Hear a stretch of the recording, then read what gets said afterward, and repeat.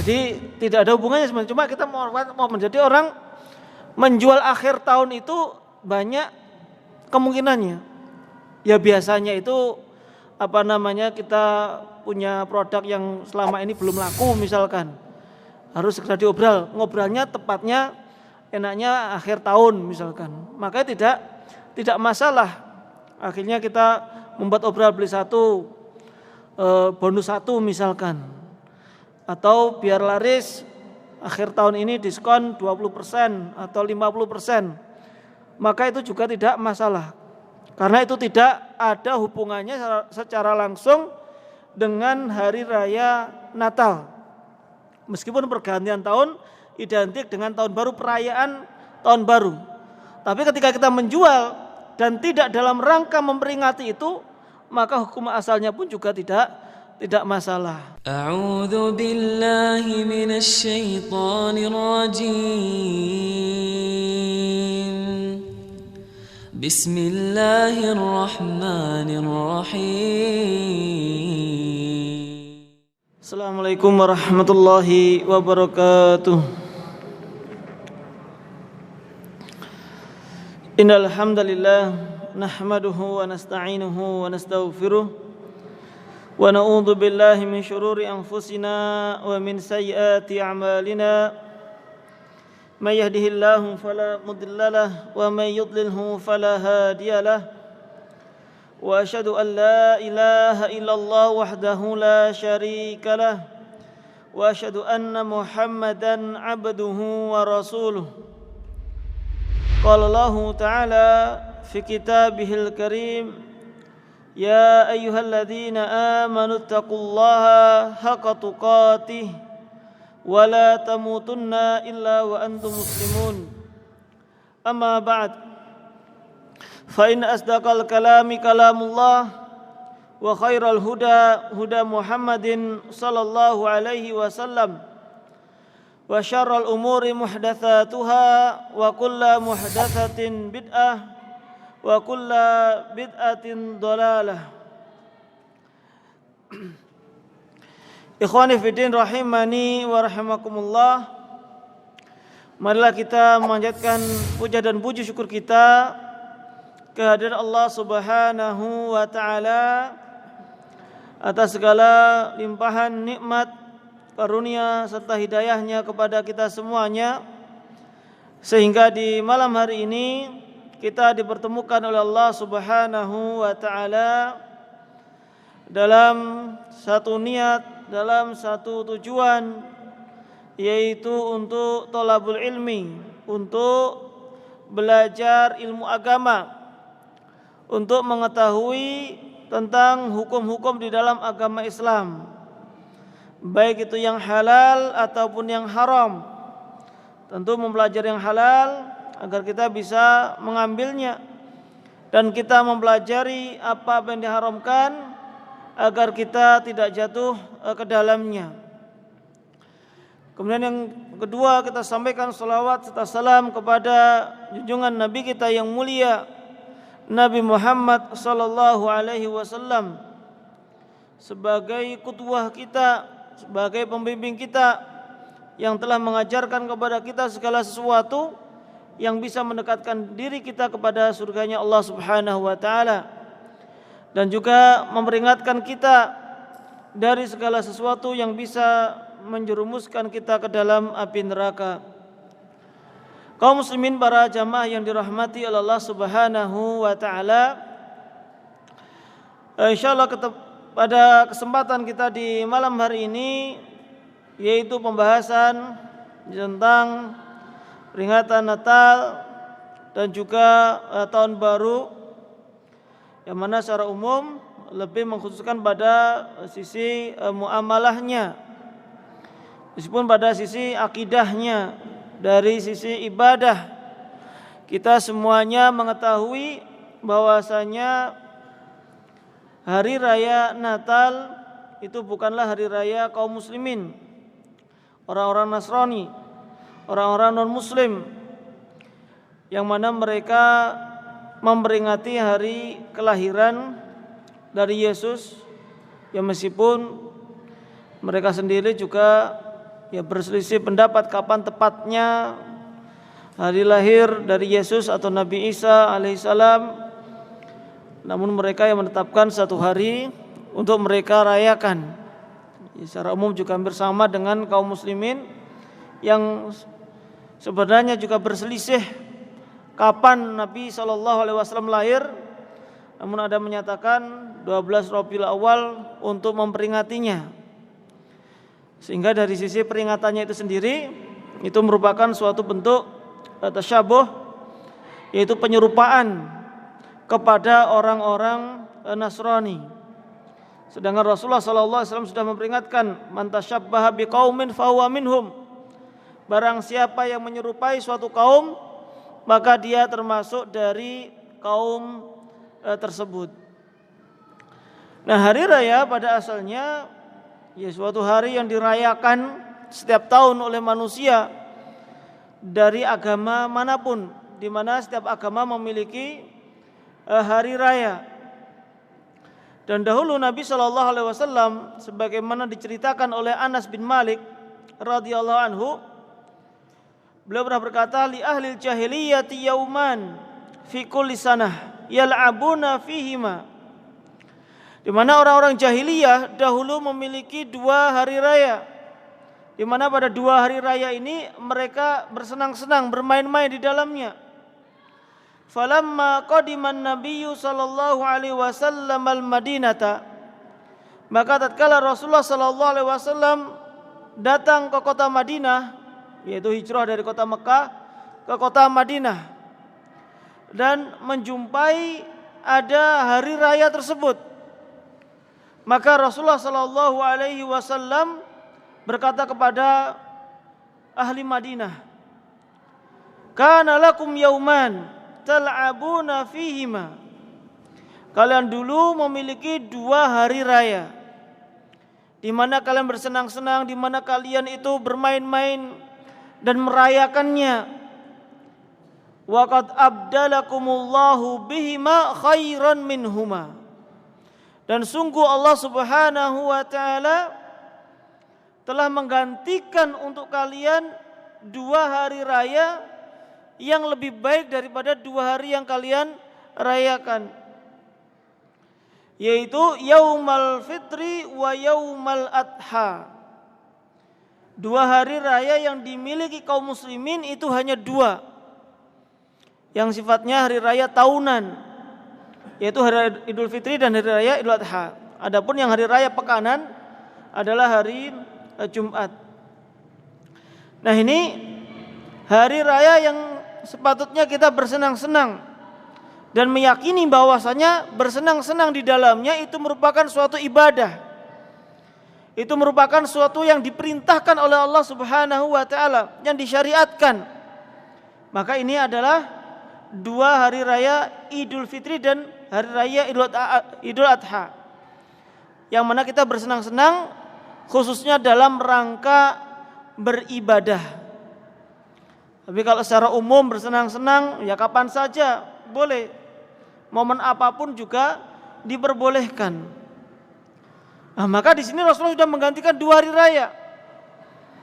Dan di antara hari raya dahulu yang dimiliki adalah itu ada hari raya Nairus, yang merupakan hari raya tahun barunya orang-orang Majusi, yang mana ini bertepatan dengan tahun baru Masehi.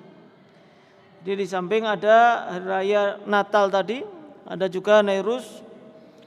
Ini barang siapa di antara kaum muslimin yang juga bersenang-senang di dalamnya, memperingatinya, ada tasyabuh juga dengan orang-orang Majusi, ini juga tentu dilarang. Itu peringatan dari Majusi bangsa Persia pada waktu itu. Nah, sebagaimana dijelaskan oleh Az-Zahabi, ini pun juga sampai akhirnya awalnya dari Persia merambat sampai ke Mesir.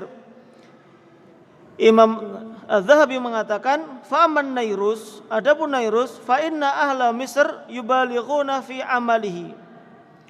Adapun hari Nairus, penduduk Mesir itu sampai berlebih-lebihan dalam merayakannya. Wa yahtafiluna bihi, mereka pun juga merayakan, menjadikan sebagai Id. Wa huwa awwalu yaumin min sanatil qibti, dan ini merupakan hari pertama pada tahun Al-Qibti.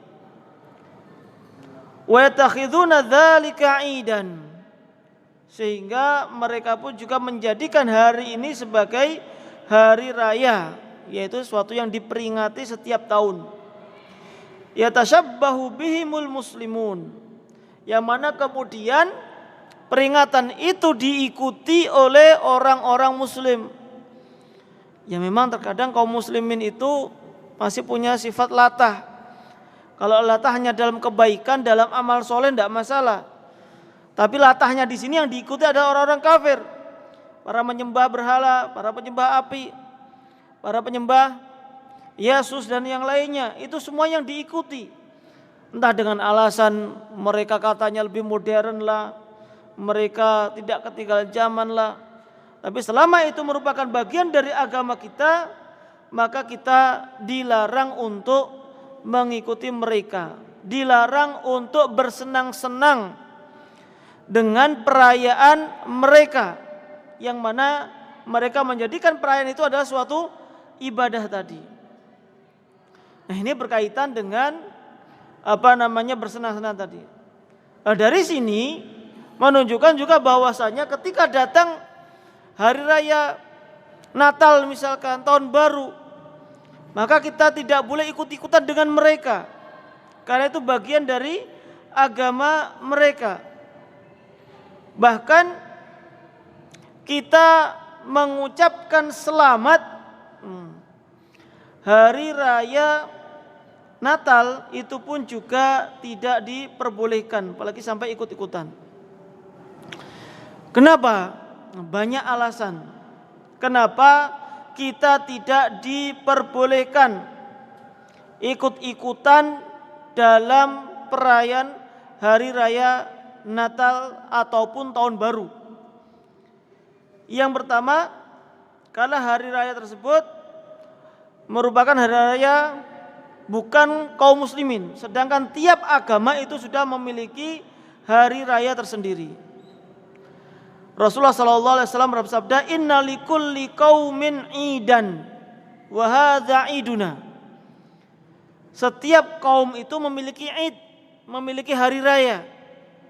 Dan saat ini hari raya Idul Fitri itu merupakan hari raya kita. Berarti kita enggak boleh ikut-ikutan. Dan Ibnu Hajar Al-Asqalani mengomentari hadis tersebut mengatakan, "Wastambata minhu karahatal farah fi a'yadil musyrikin wa tashabbuh bihim." Dari hadis tadi dapat difahami bahwa kita enggak boleh atau makruh lah setidaknya, dimakruhkan untuk ikut senang-senang dalam hari raya mereka. Kalau ada yang merayakan Natal tetangga kita, kita enggak boleh ikut senang. Bahkan menunjukkan kesenangan kita kepada orang tersebut, orang-orang non muslim tadi, itu juga tidak diperbolehkan, karena itu adalah Id atau hari raya mereka sendiri. Yang kedua, sebabnya adalah karena Rasulullah SAW sudah menggantikan sebagaimana hadis yang di awal tadi. Innallaha qad abdalakum, Allah Subhanahu wa taala telah menggantikan kepada kalian 2 hari raya tadi dengan 2 hari raya. Jadi sudah diganti oleh Allah Subhanahu wa taala. Kemudian yang ketiga, bahwasanya ikut serta dalam perayaan Natal dan yang lainnya, dan hari raya kafir yang lainnya, itu adalah di antara bentuk bid'ah yang diadakan manusia tanpa ada dalil, sehingga masuk ke dalam ancaman dari Rasulullah SAW, "Man ahdatsa fi amrina hadza ma laisa fihi fahuwa raddun." Barang siapa yang mengada-ngadakan dalam urusan kami yang tidak ada contohnya di dalam agama kami, maka itu akan tertolak. Ini termasuk bid'ah karena itu ada penyerupaan tentang agama. Ini tidak dibenarkan. Kemudian yang keempat, karena adanya larangan menyerupai orang-orang kafir. Karena kalau kita mengucapkan selamat, kita ikut-ikutan bersenang-senang, maka kita serupa dengan mereka. Sedangkan Rasulullah mengatakan man tasyabbaha biqaumin fahuwa minhum. Barang siapa yang menyerupai sebuah kaum, maka dia termasuk dari kaum tersebut. Jadi ini termasuk bentuk tasyabbuh.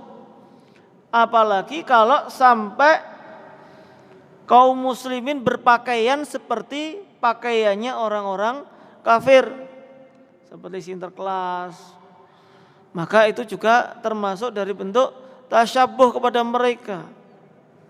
Dan ini ancaman dari Rasulullah SAW minhum.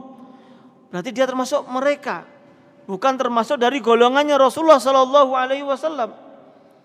Kalau dengan alasan Ustadz ini tuntutan pekerjaan, bos yang nyuruh, bilang kepada bosnya bahwa saya muslim, saya berpegang teguh pada agama saya, ini adalah masalah akidah, masalah agama, saya tidak akan mengikuti.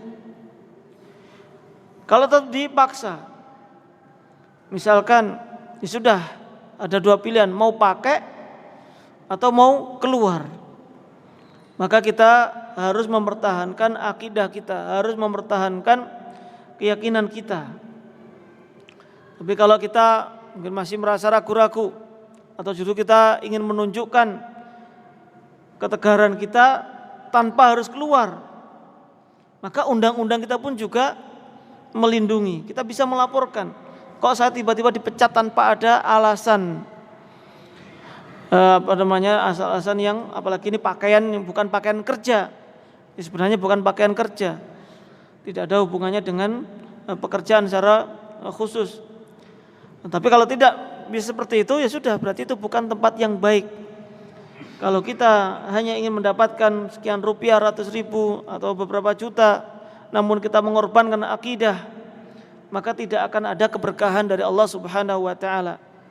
Tapi barang siapa meninggalkan suatu pekerjaan tadi karena Allah Subhanahu wa taala, ya kita harus yakin Allah pasti akan menggantikannya dengan yang lebih baik. Man taraka syai'an lillahi awadallahu khairan min. Barang siapa yang meninggalkan sesuatu karena Allah Subhanahu wa taala, karena mempertahankan agamanya tadi, mempertahankan akidahnya, keyakinannya, maka Allah Subhanahu wa taala pasti akan menggantikan yang lebih baik. Lebih baik jangan difahami hanya sekedar gajinya lebih besar, namun lebih baik di situ adalah bahwasanya apa yang akan didapatkan itu akan mendatangkan keberkahan bagi dirinya, akan mendatangkan kebaikan bagi dirinya. Ini sesuatu yang lebih baik menurut agama Islam. Kemudian alasan yang kelima, wajibnya bagi kita untuk menyelisihi orang-orang selain Islam. Banyak sekali hadis-hadis Nabi SAW yang menganjurkan kita itu untuk menyelisihi ciri khas dari orang-orang musyrikin. Di antaranya adalah ketika Rasulullah SAW hijrah dari kota Mekah menuju kota Madinah,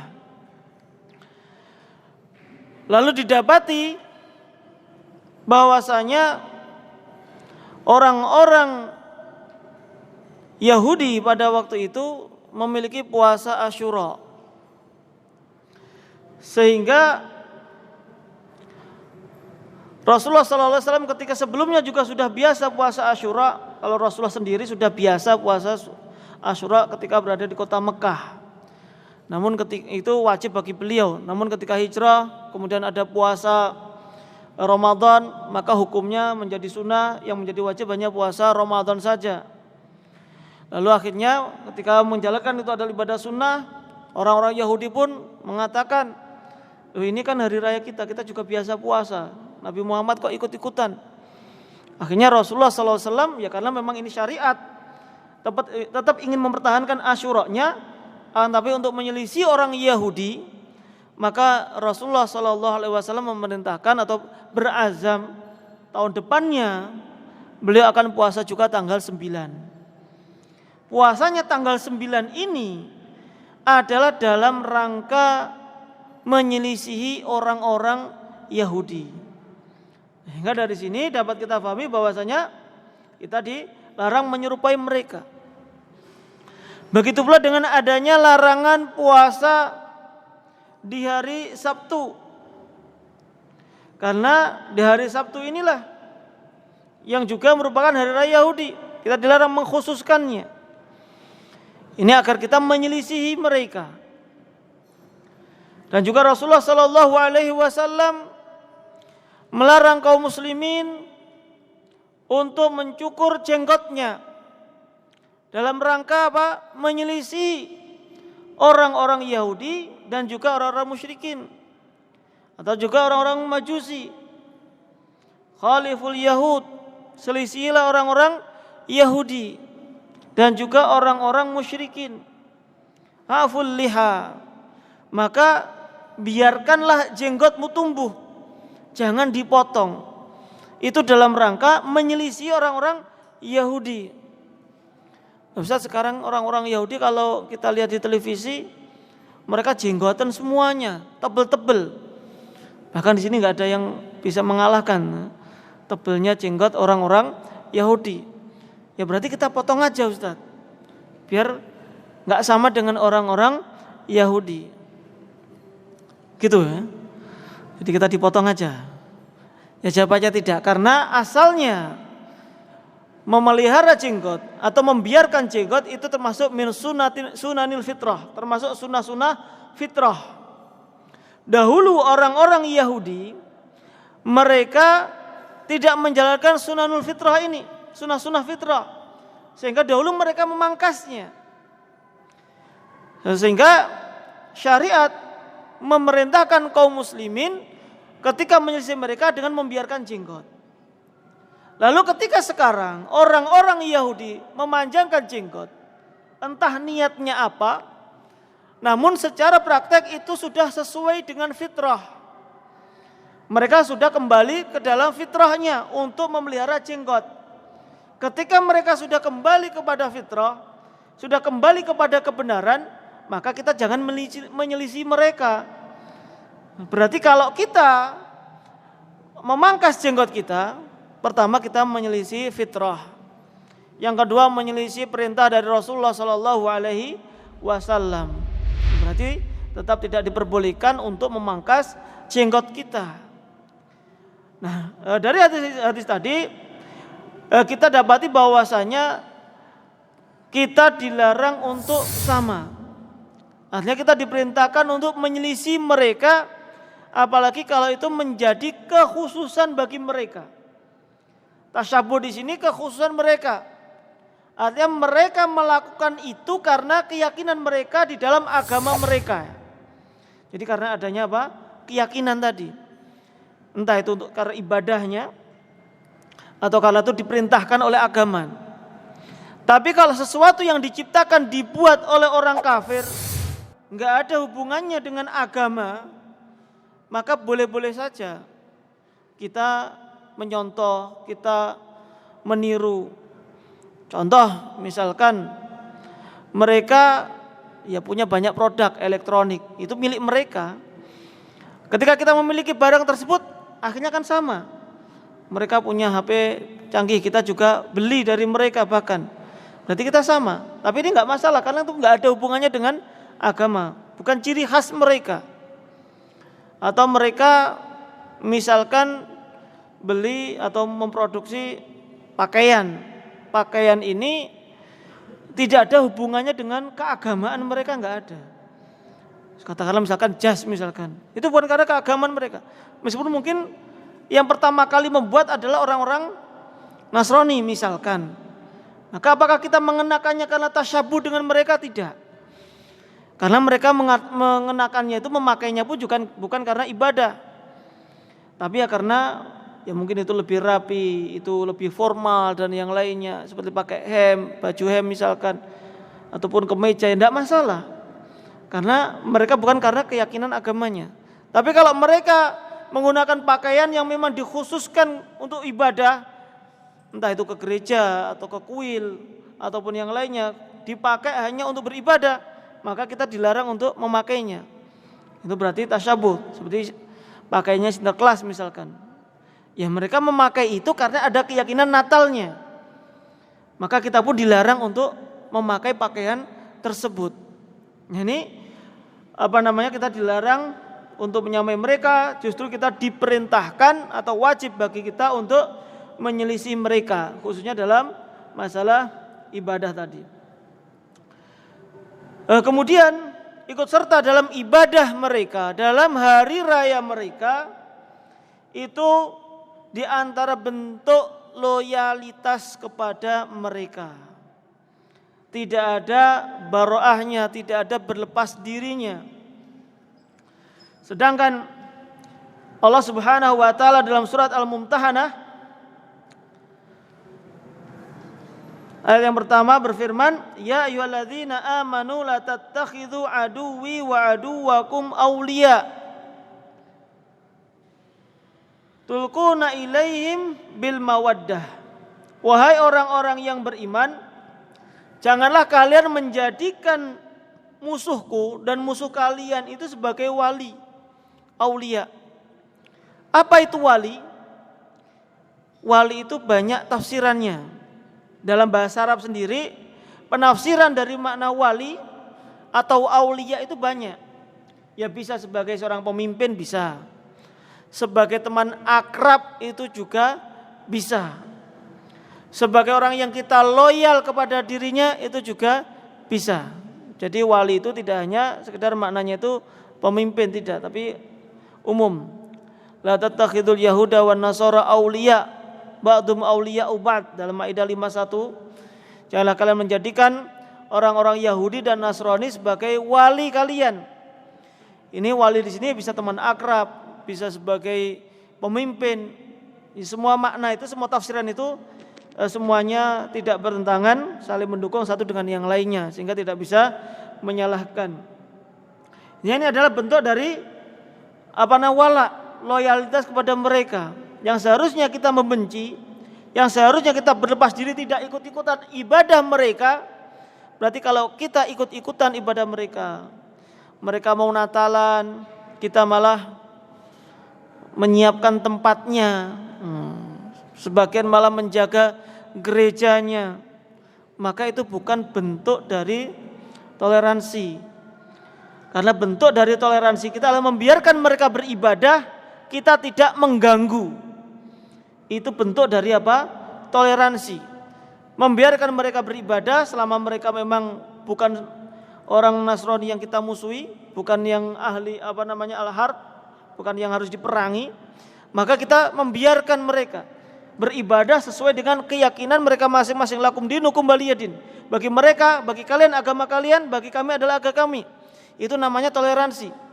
Bukan malah menyiapkan tempatnya. Bukan malah kita masuk ke dalam gerejanya, kita sholat di dalamnya, kita bersolawat di dalamnya. Bagaimana mungkin kita akan bersolawat? Bagaimana mungkin kita akan mencari keridhaan Allah Subhanahu wa taala?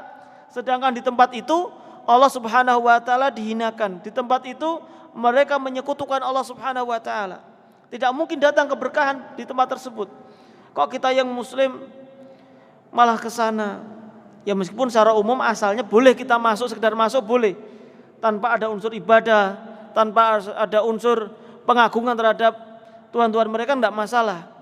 Apalagi kalau kita ingin mendakwai mereka, itu pada asalnya tidak masalah. Tapi kalau dalam rangka masuk ke sana, apalagi ketika pada waktu itu ada perayaan Natal ataupun hari raya yang lainnya, apalagi sampai menjaga, itu ada bentuk loyal kepada mereka, bukan loyalnya kepada Islam itu sendiri.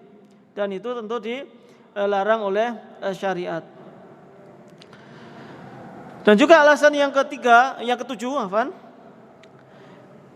datang ke tempat tersebut atau bahkan mengucapkan selamat itu merupakan sebagai bentuk persaksian kita, persetujuan kita terhadap perbuatan kemungkaran. Allah Subhanahu wa taala berfirman dalam surah Al-Furqan 72, walladzina la yashhaduna az-zur wa idza marru bil lagwi marru kirama. Ketika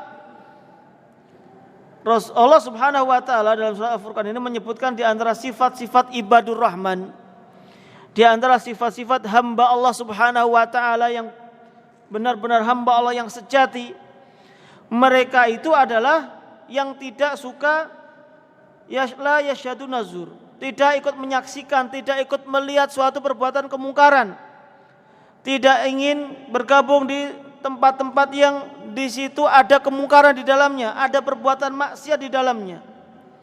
Wa idza marru bil lagwi marru kirama.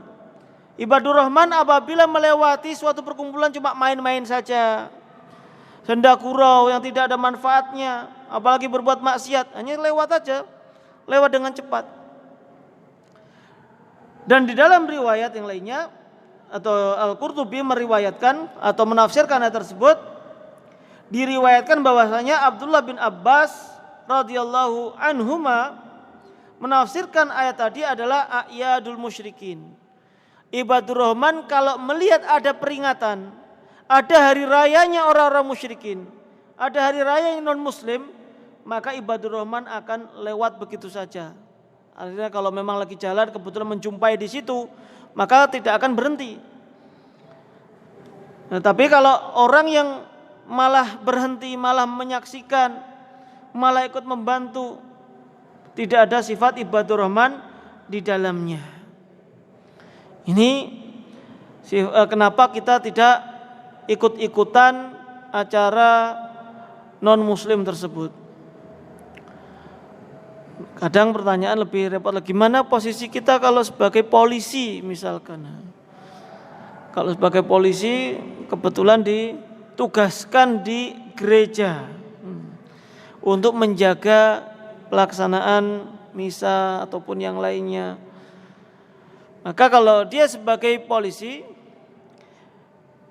keberadaannya di tempat tersebut bukan karena mendukung acara tersebut, tapi karena menjaga keamanan secara umum dari sebuah negeri, misalkan dari sebuah tempat, karena kalau dirasa di situ akan ada potensi kerusuhan, maka akhirnya ada polisi yang menjaga. Sehingga apa yang dilakukan itu karena termasuk taat walil amri, bukan masalah kemaksiatan menjaga gerejanya, akan tapi kalau memang terpaksa seperti itu diniati bahwasanya dia itu ingin menjaga keamanan biar tidak ada kisruh dan yang lain sebagainya, bukan karena ingin memudahkan orang yang beribadah di gereja itu dengan khusyuk, tidak.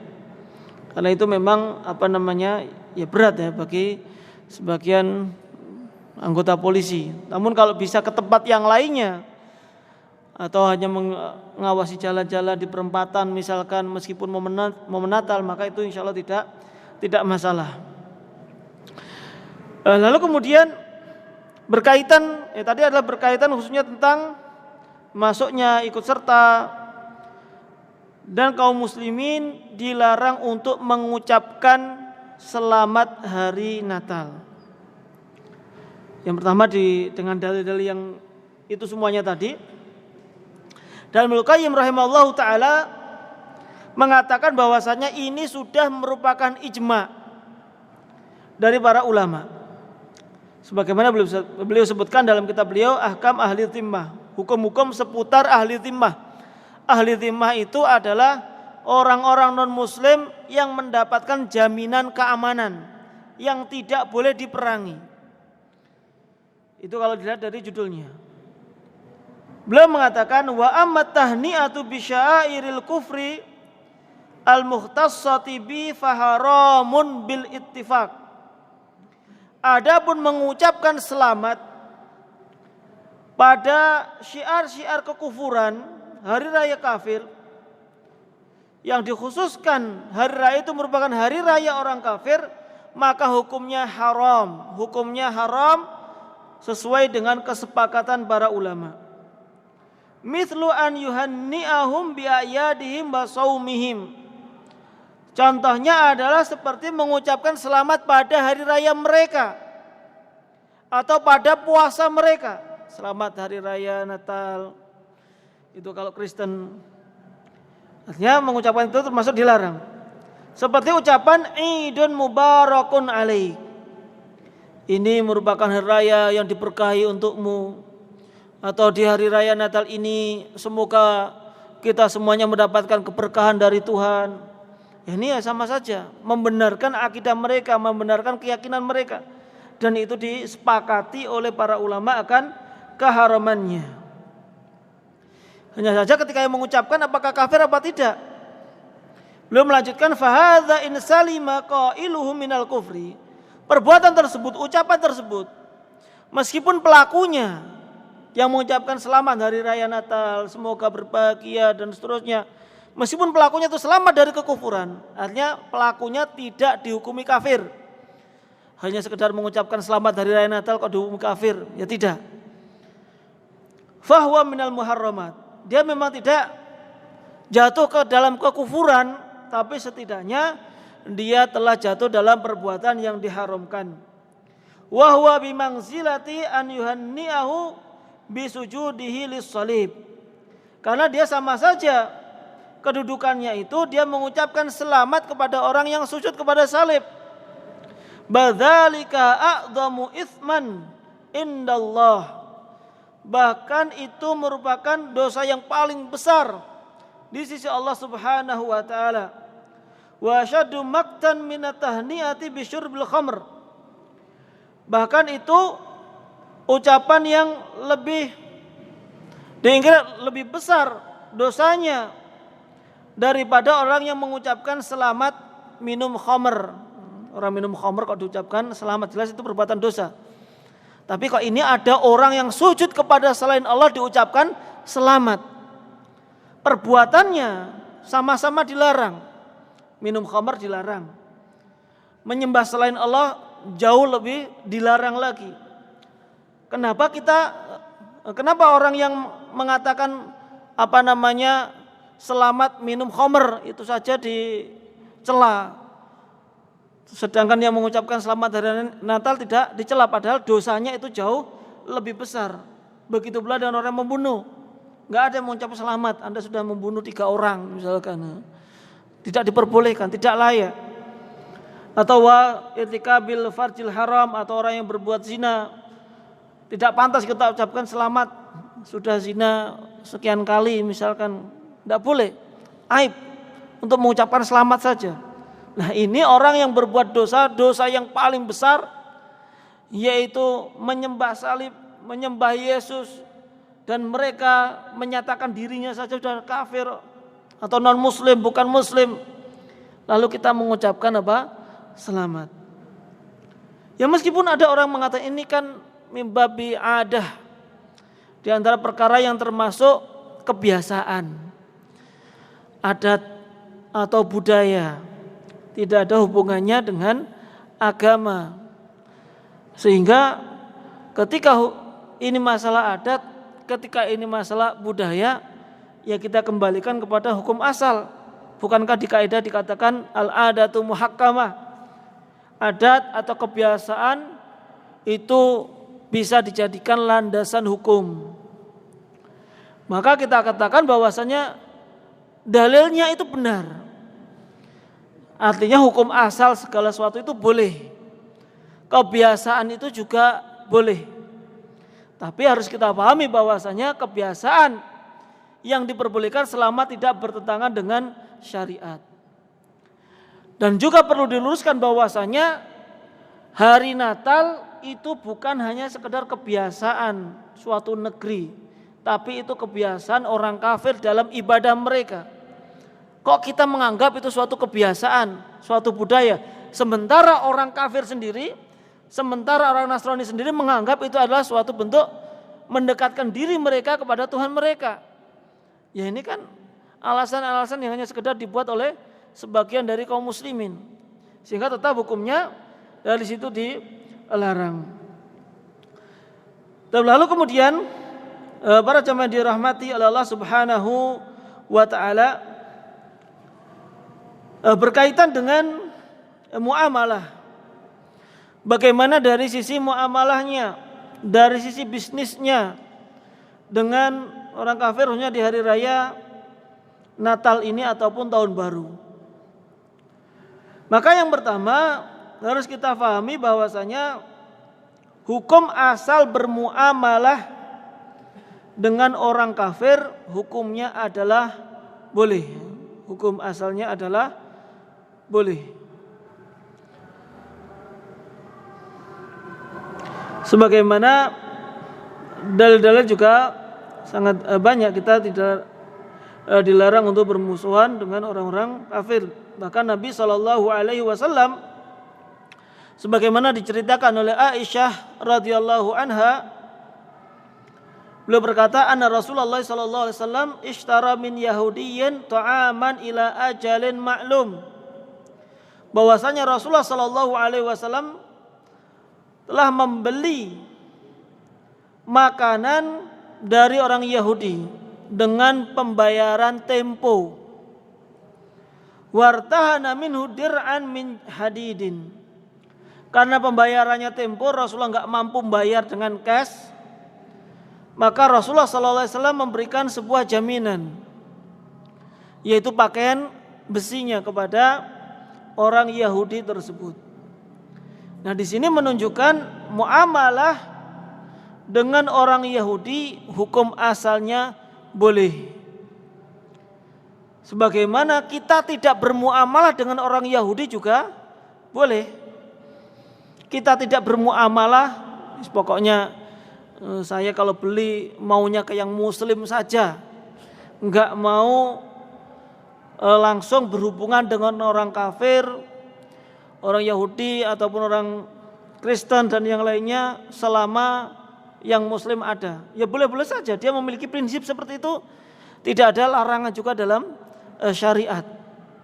Itu bukan maknanya menghalalkan atau mengharamkan apa yang dihalalkan oleh Allah Subhanahu wa taala. Tapi kalau kita mengatakan makanan orang kafir haram secara mutlak, maka itu yang tidak diperbolehkan. Kita haram berjual beli dengan orang kafir, itu yang tidak diperbolehkan. Tapi kalau kita secara pribadi, saya enggak mau beli kepada orang kafir, ya itu hak kita, itu jika diperbolehkan. Namun intinya adalah Rasulullah SAW masih bermuamalah ketika di Mekah dengan orang-orang musyrikin kebanyakan. Ketika sudah pindah ke Madinah, orang musyrikin sudah sedikit. Namun selain Islam, yang di antara yang banyak adalah orang-orang Yahudi, dan mereka sempat menguasai pasar. Sedangkan kaum muslimin ya mau tidak mau harus jual beli dengan orang-orang Yahudi, dan tidak ada larangan dari Rasulullah Sallallahu Alaihi Wasallam. Jadi hukum asalnya adalah diperbolehkan, apalagi kalau memang mereka orang Yahudi, orang Nasrani. Kalau memang mereka itu tetangga kita, kita pun memiliki tanggung jawab untuk berbuat baik kepada mereka. Mereka punya hak atas kita untuk kita perlakukan mereka dengan baik. Jadi mereka memiliki hak. Allah Subhanahu wa taala berfirman dalam surat Al-Maidah ayat yang ke-8, ya ayyuhalladzina amanu kunu aqwamina lillahi syuhada'a bil qist. Wahai orang-orang yang beriman, jadilah kalian itu yang menegakkan hukum karena Allah Subhanahu wa taala, tegak di atas Allah, dan menjadi saksi bil qisti dengan adil. Wala yajrimannakum syana'anu qaumin ala alla ta'dilu. Janganlah kebencian kalian kepada suatu kaum menjadikan kalian itu tidak bersikap adil. I'dilu wa aqrabu littaqwa.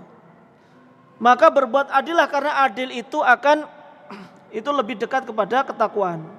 Jadi orang Kristen kalau punya masalah atau sampai di persidangan, tidak boleh semata-mata ini kafir langsung kita hukum atau kita cari kesalahan-kesalahannya, maka tidak diperbolehkan. Kalau persengketaan masalah harta ataupun yang lainnya, siapapun yang benar harus dikatakan benar, meskipun itu orang kafir, karena mereka memiliki hak. Bahkan orang kafir yang masih tetangga kita juga kita harus memuliakan mereka sebagai tetangga. Jadi memuliakan tetangga itu ada 3 tingkatan. Yang pertama, tetangga itu muslim masih kerabat, maka dia memiliki 3 hak. Yang pertama hak bertetangga, yang kedua hak muslim, dan yang ketiga hak kerabat. Kemudian kalau seorang muslim, tetangga kita memiliki 2 hak, muslim dan tetangga. Kalau orang kafir sebagai tetangga kita, maka juga masih memiliki hak untuk kita muliakan. Hak karena tetangga kita, meskipun dia adalah sebagai seorang muslim, sebagai seorang kafir tadi, tetap kita wajib untuk berbuat baik dalam sisi muamalah, berbuat baik, berbuat ihsan.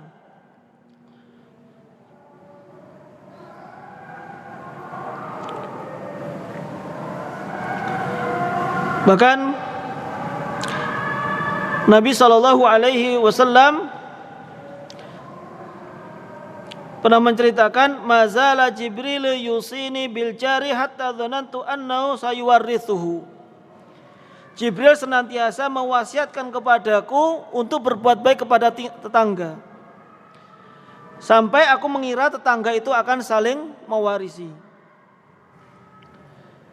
Nah, suatu ketika dalam riwayat dari Tirmidzi dari Mujahid, bahwasanya Abdullah bin Amr radhiyallahu anhu itu sedang dimasakkan oleh keluarganya, yaitu syatun. Keluarganya sedang masak kambing. Ketika keluarganya masak kambing, Abdullah bin Amr tadi pulang. Dan ketika pulang berkata kepada keluarganya, ahdaitum li jarinal yahudiyyi, apakah kalian sudah memberikan hadiah kepada tetangga kita yang Yahudi? Jadi ketika masak-masak pun orang Yahudi itu berhak untuk dikasih, karena dia tetangga tadi. Fal yukrim jarahu, maka na yu'minu billahi wal yaumil akhir fal yukrim jarahu. Barang siapa yang beriman kepada Allah dan juga hari akhir, hendaklah dia memuliakan tetangganya. Tetangga di sini mutlak, baik itu muslim ataupun kafir. Hanya saja orang muslim mendapatkan hak yang lebih. Nah, ini hukum asal kita bermuamalah dengan orang-orang kafir. Lalu kemudian bagaimana ketika muamalah di sini berkaitan dengan hari raya mereka? Ketika berkaitan dengan hari raya mereka, maka para ulama menjelaskan diperbolehkan dengan 2 syarat. Boleh bermuamalah dengan orang-orang kafir di acara hari raya mereka, bertepatan dengan hari raya mereka, itu dengan 2 syarat. Yang pertama, alla yabi'a lahum ma yasta'milunahu fil ma'siyah aw yasta'inuna bihi ala iqamati idihim. Yang pertama syaratnya adalah tidak berjual beli kepada mereka, khususnya tidak menjual kepada mereka, yaitu barang yang mereka gunakan untuk berbuat maksiat atau merayakan hari raya mereka. Maka kita menjual kepada mereka itu tidak diperbolehkan. Mereka hari raya Natal, kemudian butuh makanan, sedangkan kita usaha catering. Kemudian ada yang membeli dari orang Nasrani. Hukum asalnya ketika orang Nasrani beli boleh-boleh saja. Tapi ketika kita tahu bahwasanya itu akan dibeli, digunakan untuk makan siang,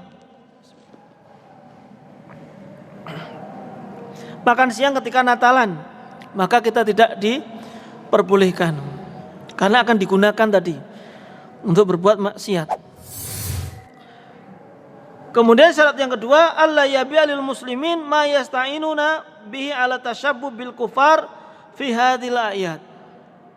Kita tidak boleh menjual sesuatu kepada kaum muslimin yang mana kaum muslimin itu akan menggunakan produk tersebut untuk tasyabbuh dengan orang-orang kafir.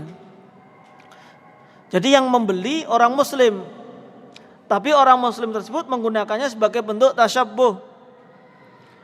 Jual trompet. Trompet sebagaimana tadi merupakan hari raya Nairuz dan juga sekarang dirayakan oleh orang-orang Nasrani, dan mereka menjadikan itu asalnya adalah sebagai bentuk ibadah. Ketika akhir tahun, di antara bisnis yang menjanjikan adalah bisnis trompet. Dan alhamdulillah sekarang sudah mulai sedikit, baik itu pandemi atau tahun sebelumnya, daripada tahun-tahun sebelumnya penjualan trompet itu lebih sedikit karena kesadaran ini sudah semakin banyak. Ya meskipun masih ada, tapi sudah semakin sedikit yang merayakannya. Berarti ketika kita menjual trompet yang mana yang menggunakan adalah kaum muslimin, itu juga tetap tidak diperbolehkan.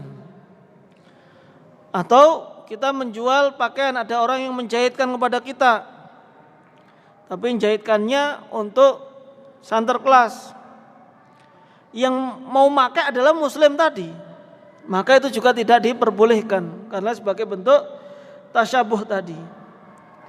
Itu ketika kita sebagai penjual, sebagai produsen. Itu syaratnya. Kalau dua syarat itu terpenuhi, maka sebagai penjual, ini kita bicara penjual terlebih dahulu, maka diperbolehkan juga kita memanfaatkan momen ini. Jadi tidak ada hubungannya sebenarnya, cuma kita mau menjadi orang menjual akhir tahun itu banyak kemungkinannya. Ya biasanya itu kita punya produk yang selama ini belum laku misalkan, harus segera diobral. Ngobralnya tepatnya enaknya akhir tahun misalkan, maka tidak masalah. Akhirnya kita membuat obral beli satu bonus satu misalkan, atau biar laris akhir tahun ini diskon 20% atau 50%, maka itu juga tidak masalah karena itu tidak ada hubungannya secara langsung dengan hari raya Natal. Meskipun pergantian tahun identik dengan tahun baru, perayaan tahun baru, tapi ketika kita menjual dan tidak dalam rangka memperingati itu, maka hukum asalnya pun juga tidak masalah yang mau bikin obral tadi. Kemudian kita sebagai pembeli sekarang memanfaatkan. Kalau tadi menjual saja itu tidak masalah, maka membeli pun secara asal itu juga tidak ada masalah. Dan ini diantara banyak ya keterangan masalah ini. Di antaranya adalah ketika salah seorang murid dari Imam Ahmad rahimahullah yang bernama Muhanna, beliau pernah mengatakan atau pernah bertanya kepada Imam Ahmad, yaitu kaitannya ketika kita menghadiri hari-hari mereka, namun kita hanya menghadiri pasarnya. Jadi memang peringatan 25 Desember itu identik dengan perayaan Natal. Maka kemudian ada sebuah pasar. Ya kalau dulu kan adanya hanya offline saja. Ini pasar, di situ ada obral dan yang lain sebagainya. Boleh nggak kita beli ke sana atau cari ke sana untuk membeli sesuatu di pasar tersebut, yang memang mungkin bisa jadi diadakan karena bertepatan dengan 25 Desember ya kalau waktu sekarang. Maka Imam Ahmad mengatakan, idza lam yadkhulu alaihim bi'ahum wa inna ma yashaduna suq fala ba'sa. Apabila kaum muslimin tadi tidak sampai masuk ke kuil tempat ibadahnya orang-orang kafir, dan tidak menghadiri ibadah mereka, maka fala ba'sa, maka tidak masalah. Entah itu diskon 12-12, itu enggak ada hubungannya 25 Desember ya, ataupun diskon akhir tahun, diskon 25 Desember atau tahun baru, memanfaatkan diskon-diskon seperti itu, maka hukum asalnya tidak masalah. Kemudian Syekhul Islam Ibnu Taimiyah juga menjelaskan ketika mengomentari pendapat dari Imam Ahmad tadi, ma'ajaba bi Ahmad min jawazi syuhudi suq faqat lisyira'i minha, yaitu jawaban Ahmad tadi tentang bolehnya untuk menghadiri pasarnya orang-orang kafir tadi itu hanya untuk membeli saja, min ghairi dukhulil kanisati fayajuz, tanpa ikut-ikut masuk ke dalam gereja atau tanpa ikut-ikut dalam tempat ibadah mereka, maka hukumnya boleh. Li'anna dzalika laisa fi syuhudu munkar, karena itu bukanlah termasuk menyaksikan suatu perbuatan yang mungkar. Wala i'ana ala maksiyah, dan itu tidak dikatakan sebagai tolong menolong dalam perbuatan maksiat. Li'anna nafsal ibtiya minhum jaiz, karena jual beli sendiri hukum asalnya dengan mereka hukumnya adalah diperbolehkan.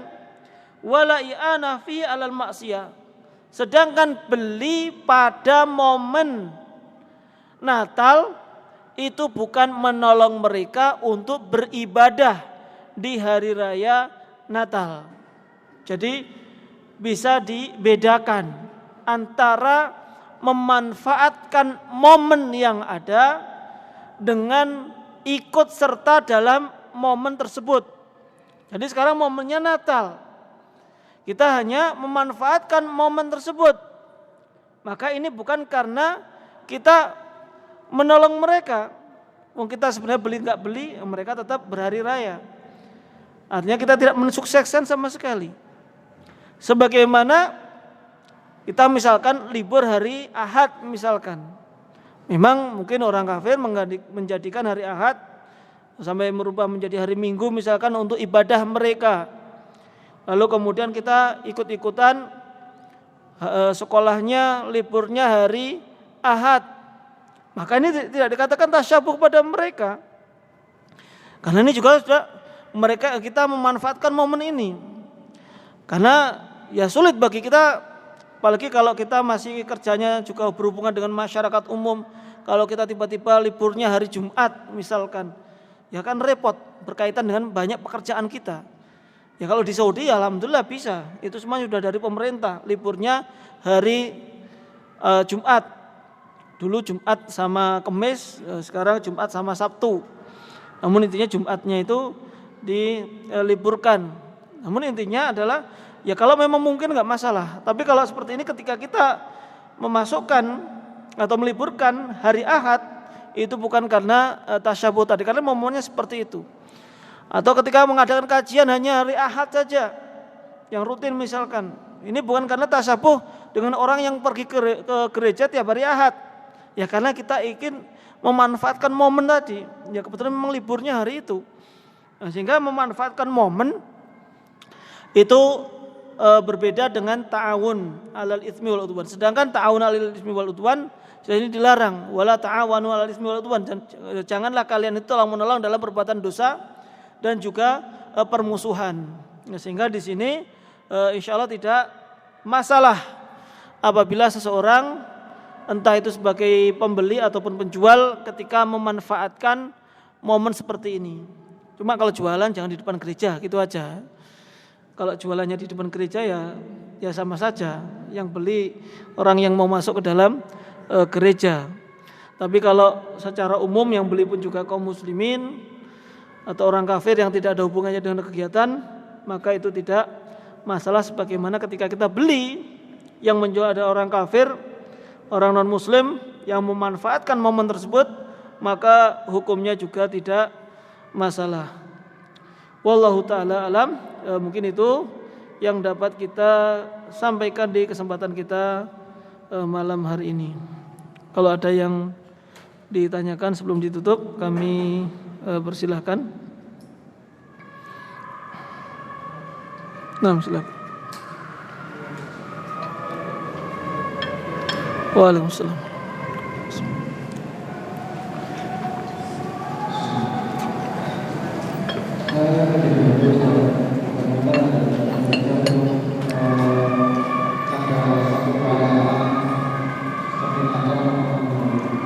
Apa suaranya kok kurangan ya?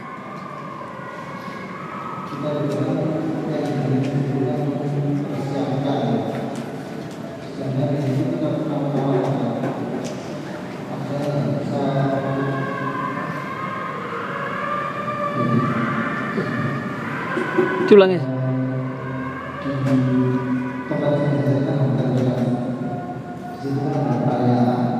Ada kekayaan, perayaan.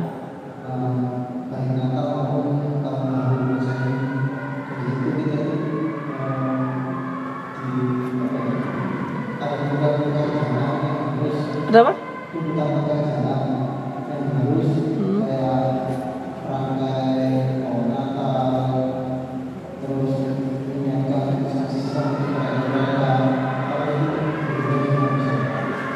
Nah, afan, jazakallahu khairan. Ya, berkaitan dengan kegiatan perayaan Natal ataupun hari raya yang lainnya atau kegiatan yang lainnya yang berisi maksiat di dalamnya.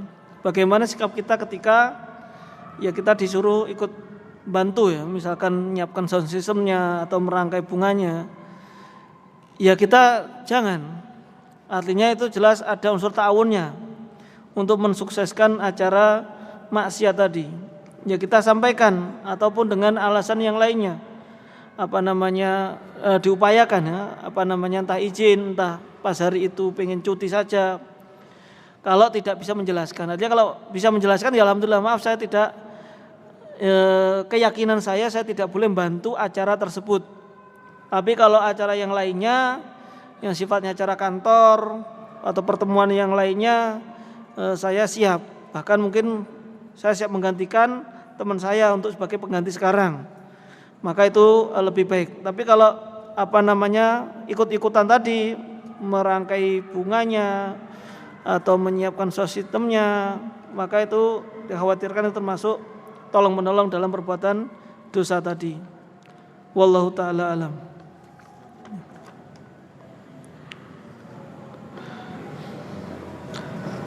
Pertanyaan yang berikutnya, izin bertanya Ustadz, apa hukumnya menjual kue tart untuk muslimin tapi produk tersebut digunakan untuk merayakan ultah seorang muslimin?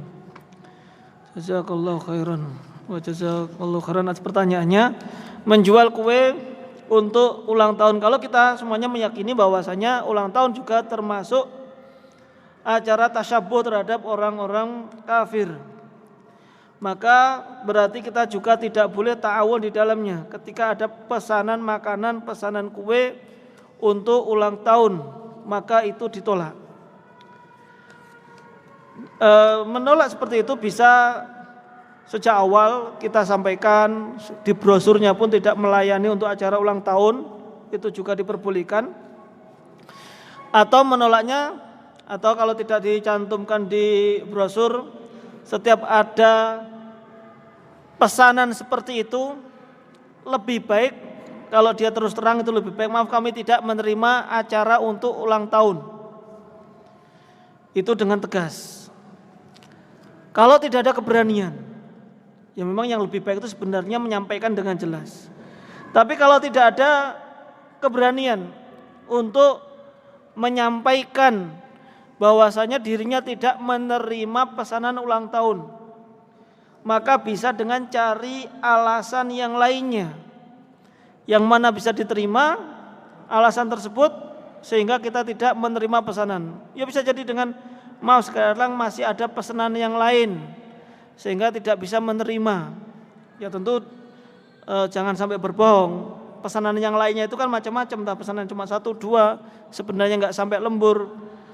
Yang penting ada pesanan sehingga tidak bisa menerima pesanan dari orang yang pesan untuk ulang tahun tadi. Namun intinya sebisa mungkin dan harus bisa untuk menolak pesanan untuk kegiatan ulang tahun. Tapi kalau misalkan sebenarnya nggak tahu ada pesanan 60 bungkus, tapi untuk yang makanan ya itu nggak masalah. Cuma kalau artinya meskipun ternyata untuk ulang tahun padahal kita nggak tanya dan yang pesan nggak memberitahu, itu masih bisa menghindari. Tapi kalau ya kue tart tadi biasanya sudah dikasih minta ditulisan selamat ulang tahun, happy birthday dan seterusnya ya lebih baik ditolak. Wallahu a'lam.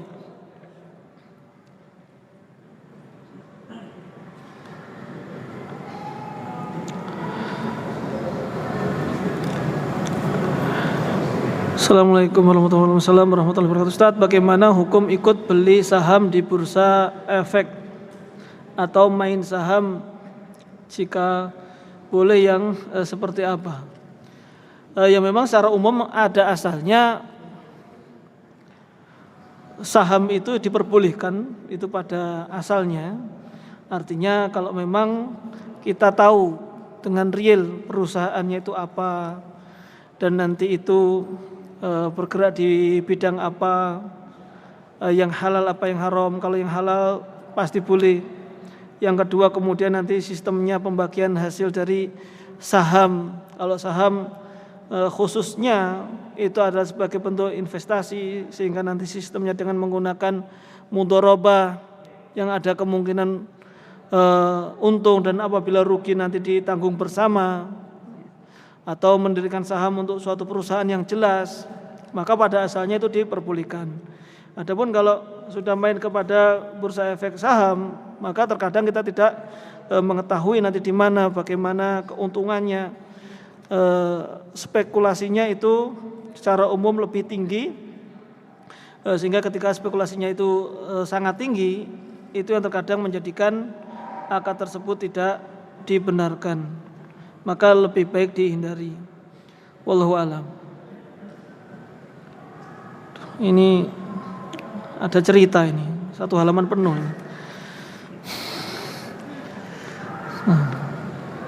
Keluar dari rumah. Bagaimana hukumnya jika kita membeli barang secara online di marketplace, tapi kita membayar menggunakan dompet online yang awalnya ya sudah kita bacakan. Ustaz, keluar dari tema Ustaz, bagaimana hukumnya jika kita membeli barang secara online di marketplace, tetapi kita membayarnya menggunakan dompet online yang awalnya kita mengisi saldo dan di situ ada voucher gratis ongkir.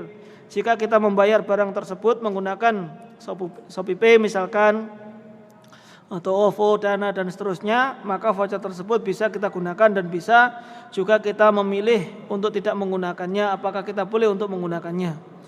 Yang pertama dalam masalah ini perlu kita dudukkan bersama atau dudukkan terlebih dahulu tentang status uang kita yang sedang kita masukkan ke dalam dompet online tadi. Entah itu ShopeePay, entah itu OVO, entah itu GoPay, Dana, apalagi kalau do to cash atau dan seterusnya. Uang yang kita taruh di situ apakah itu sekedar hanya ada dua kemungkinan. Yang pertama adalah uang yang kita titipkan dan yang kedua adalah uang yang kita pinjamkan kepada marketplace atau perusahaan dompet online tersebut. Kemungkinan yang pertama, apabila itu adalah suatu titipan, maka titipan itu tidak masalah kita mengambil keuntungan dari apa yang kita titipkan kepada orang lain. Meskipun pada umumnya kalau kita nitipkan justru kita yang seharusnya bayar, kita yang seharusnya memberikan jasa, biaya jasa kepada orang yang kita titipkan. Dan juga konsekuensi dari uang yang kita titipkan kepada orang lain, apabila barang titipan tersebut entah itu uang ataupun yang lainnya hilang tanpa ada unsur kesengajaan dari orang yang dititipi, maka kita tidak boleh menuntut balik uang tersebut. Itu kalau statusnya adalah titipan. Jadi kalau kita nitipkan barang dan orang tersebut sudah berusaha jaga, tapi kemudian tetap dicuri oleh orang lain, maka kita tidak boleh bilang kepada orang yang kita titipi, kembalikan uang saya nggak mau tahu, nggak boleh. Karena dia sudah berusaha untuk menjaganya. Tapi kalau kita misalkan minjemi uang kepada si A, atau si A datang kepada saya pinjam uang 1 juta, baru pinjam pulang ke rumah di jalan dirampok, dicopet, maka saya boleh mengatakan saya nggak mau tahu mau dicopet kah, mau jatuh kah, mau hilang kah, yang penting kamu pinjam 1 juta, saya mau baliknya 1 juta. Maka itu namanya apa? Pinjaman. Nah, sehingga ketika kita masukkan uang dana ke saldo online tadi itu, dompet online tadi itu, statusnya apa? Ketika kita meneliti uang tersebut, apakah ada yang ridho kalau uangnya itu hilang? Atau ketika ada orang yang bobol akun kita atau bobol akun perusahaan itu, kemudian uangnya hilang, apakah kita akan mengatakan ya sudah tidak apa-apa, sudah saya ikhlaskan? Ya mungkin yang antum ngomong ikhlaskan itu cuma 10.000, tapi yang lainnya, yang ratusan ribu, yang 1 juta, kalau banyak pasti akan menuntut. Mereka tidak terima. Ketika tidak terima itu berarti itu bukan titipan, itu berarti apa? Pinjaman. Nah, sehingga ketika status dari uang yang ada di dompet online itu lebih dekat kepada pinjaman, maka berlaku kaidah kullu qardin jarra naf'an fahuwa riba. Setiap pinjaman yang ada manfaatnya, ada tambahannya, ada bonusnya, ada vouchernya, maka itu hukumnya adalah riba.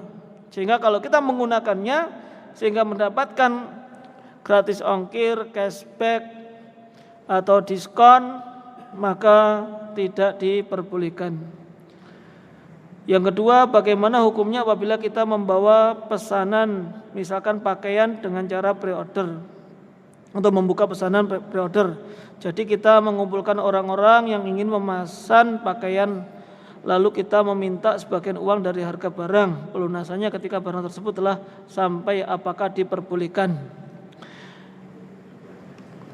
Untuk PO pakaian ya, pakaian itu ada 2. Yang pertama pakaian yang kita kulakkan, kita belikan kepada supplier, baru kita pre-orderkan. Atau pakaian itu yang memang harus kita buat, kita berlaku sebagai produsen, atau kita yang mewakili produsen. Kalau kita sebagai produsen lalu membuat PO, maka statusnya adalah akad istisna. Kita membuat barang dari membuat produk tadi. Sedangkan istisna, maka cara pembayaran bebas. Boleh di awal, boleh di akhir. Boleh setengah di awal, boleh setengah di akhir ketika barang jadi. Sebagaimana orang beli rumah, misalkan boleh menjual dengan DP, boleh bayar lunas dulu baru dibangunkan, maka itu diperbolehkan. Tapi kalau misalkan di sini dia hanya mendatangkan tadi, memesankan pakaian, siapa yang mau ikut pesan buka PO, nanti saya mau kulaan dari Jakarta, maka di sini statusnya sebagai apa dia jualan? Kalau dia membuka PO tadi dengan dasar dia itu sebagai penjual, maka enggak boleh karena dia belum memiliki barangnya. Kalau dia hanya membuka PO sebagai akadnya salam, pokoknya untuk minta apa saya belikan, tapi dengan syarat bayarnya lunas. Jadi PO kalau akadnya salam, maka salam itu enggak punya barang enggak apa-apa. Tapi salam itu dia sanggup mencarikan barang dengan membuka pemesanan terlebih dahulu. Tapi syaratnya harus lunas. Apa maksud dari harus lunas? Dan apa maksudnya ketika disitu sudah disebut sebagai suatu akad? Artinya kalau sudah ada pembayaran lunas tadi, tidak boleh ada pembatalan dari salah satu pihak. Tapi kalau keduanya ridho, ya nanti enggak masalah. Artinya di situ harus lunas, itu kalau salam. Nah sekarang kalau bayarnya DP, ini akadnya apa?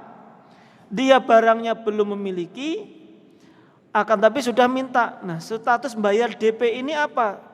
Kalau itu dikatakan jual beli, maka tidak boleh karena dia belum memiliki barang. Kalau itu salam, berarti harus lunas.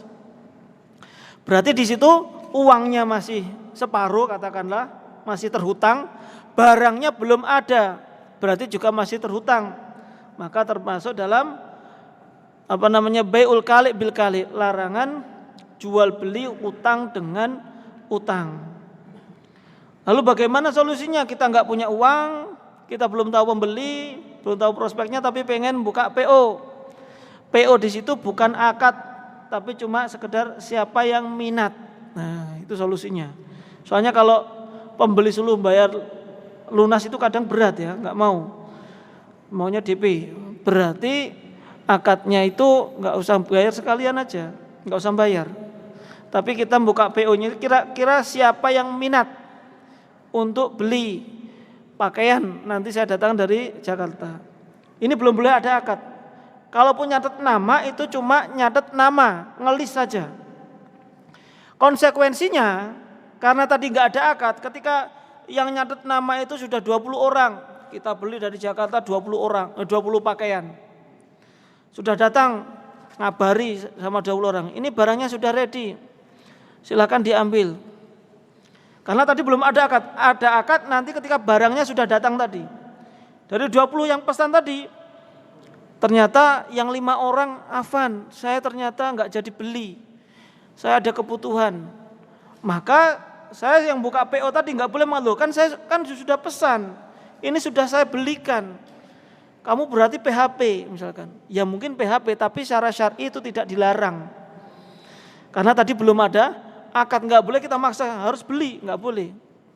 Sebagaimana kalau tidak ada akad tadi yang ingin batalkan kita afan, ternyata dari 20 yang saya list itu saya cuma dapat barang jatahnya itu cuma 15. Berarti yang 5 nggak kebagian. Ya mohon maaf, ya sudah. Yang pesan tadi nggak boleh marah-marah. Saya terlanjur nggak beli dari tempat lain, sudah mengharapkan ini kok belum datang. Ini nggak boleh marah-marah juga. Nah, artinya ini kita harus tahu kapan tadi PO-nya dibolehkan dan kapan tidak diperbolehkan. Yang ketiga, saya mengerjakan proyek restoran. Awalnya saya tidak mengetahui jika restoran tersebut menjual makanan haram atau babi. Mengetahuinya pada saat sedang mengerjakan. Yang saya tanyakan apa hukumnya. Ya kalau dari awal itu tidak tahu maka tidak masalah. Yang pertama apakah yang pertama yang menjual makanan haram ini sebagai makanan utamanya atau memang di dalamnya itu ada makanan haram. Jadi beda ya. Jadi kalau misalkan seorang buka restoran babi, pokoknya judulnya saja sudah makanan babi dengan segala jenis makanan macamnya. Itu babi, maka tidak boleh kita membantu di tempat tersebut, membuat sistemnya, membuat listriknya, instalasi dan seterusnya, nggak boleh. Tapi kalau misalkan ada orang yang minta dibikin proyek supermarket misalkan. Supermarket kan macam-macam barangnya. Nah, cuma ternyata pas dikerjakan dia ternyata menjual ada daging babi juga, ada khomernya yang diantara yang dijual. Maka kalau seperti itu insya Allah hukumnya tidak masalah karena itu bukan dagangan utamanya dan kita tidak menfasilitasi untuk makanan haramnya, tapi kita menfasilitasi secara umumnya tadi, maka itu tidak masalah. Wallahu ta'ala a'lam bishawab. Sudah? Kita silakan mungkin terakhir.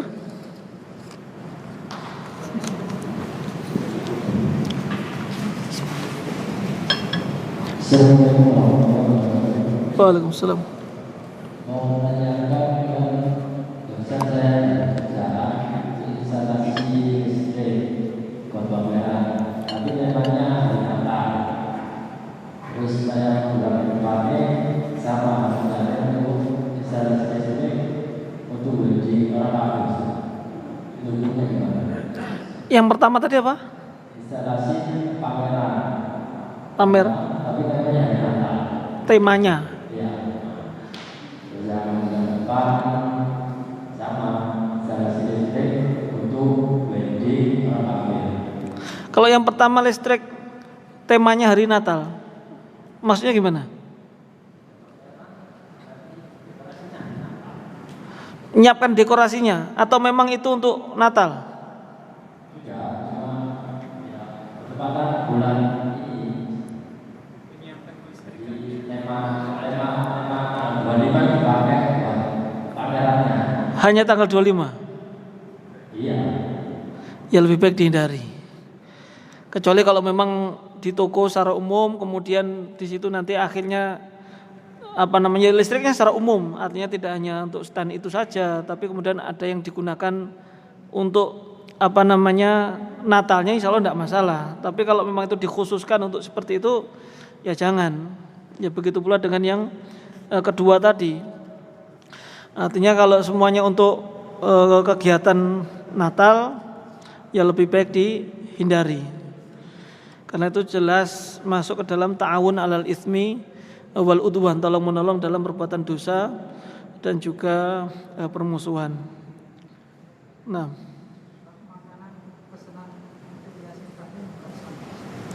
sama, lebih baik tidak untuk yayasan tahlilan, meskipun yang melakukan adalah kaum muslimin, maka itu adalah perbuatan bid'ah yang menyelisih dari ajaran agama Islam. Wallahu ta'ala alam.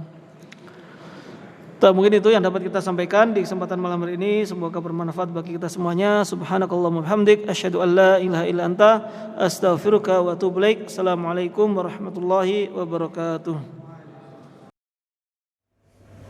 الحمد لله رب العالمين